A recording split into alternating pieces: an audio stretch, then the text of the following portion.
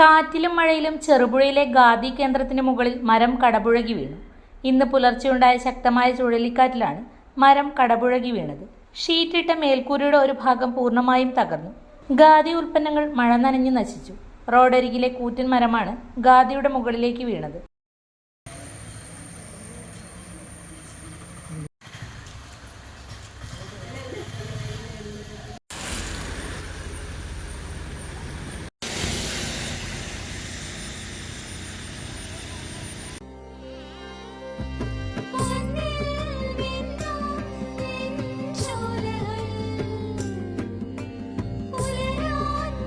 ഇതെനിക്ക് തരുവോ?